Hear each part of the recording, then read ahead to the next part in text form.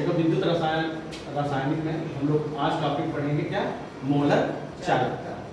Molar चालकता से पहले हम लोगों ने विशिष्ट चालकता पढ़ लिया है। मोलर चालकता क्या होता है हम लोग जानेंगे कि कहता है कि किसी विद्युत अपघट्य के एक मोल द्वारा विलयन में दिए गए कुल आयनों की चालकता को मोलर चालकता कहते हैं।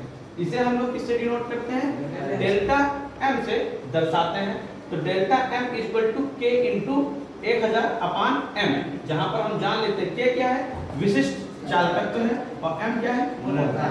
एक चीज यहाँ पे आता है कि विद्युत अपघट्य क्या है। बार बार मैं इस बात को बताता हूँ कि आपको इस बात को जानना चाहिए कि विद्युत अपघट्य किसे कहते हैं। किसी भी विलयन में उसी की जो राड होती चालकता को डूबने से उसी के क्या कहते हैं, विद्युत अपघट्य कहते हैं। इसी विद्युत अपघट्य में मान लीजिए NaCl क्या है, NaCl। जब मैं इसकी विलयन में NaCl को इसमें मैं डालूंगा तो ये क्या होगा, आयनित हो जाएगा, यानी A+ में और Cl-। इसके आयनों की जो चालकता होगी वही क्या कहलाएगी, मोलर चालकता कहलाएगी। इतनी बात समझ में आएगी। तो आप समझिए इसका जो फार्मूला है इसी पे आधारित जो है न्यूमेरिकल्स आते हैं। तो आप देखिए क्या होता है कि लैम्डा m इक्वल टू के इंटू 1000 अपान कैपिटल M, और यहाँ पर अब क्या है, के क्या है, विशिष्ट चालकत्व है, और m क्या है, मोलरता को डिनोट कर रहा है। समझ में आया।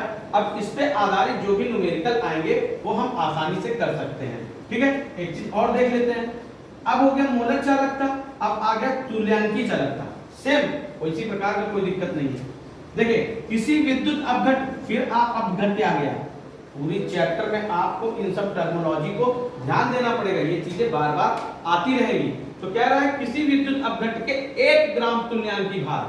अब यहाँ पे क्या था, मोल, और यहाँ पे क्या गया, 1 ग्राम तुल्यांकीय भार द्वारा फिर वही विलयन में, वही विलयन में दिए गए कुल आयनों की चालकता क्या कहलाती है, तुल्यांकीय चालकता कहते हैं। इसे क्या कहते हैं, डेल्टा EQ से डिनोट करते हैं। किससे डिनोट करते हैं, डेल्टा EQ से दर्शाते हैं, जहां पे डेल्टा EQ इक्वल टू के इंटू 1000 अपान n। अब यहाँ पर n क्या है, नॉर्मलता।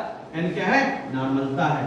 तो अब इस पे आधारित जो भी न्यूमेरिकल्स आएंगे वो हम लोग अगली कक्षा में, ठीक, इतना समझ में आया कि नहीं आया।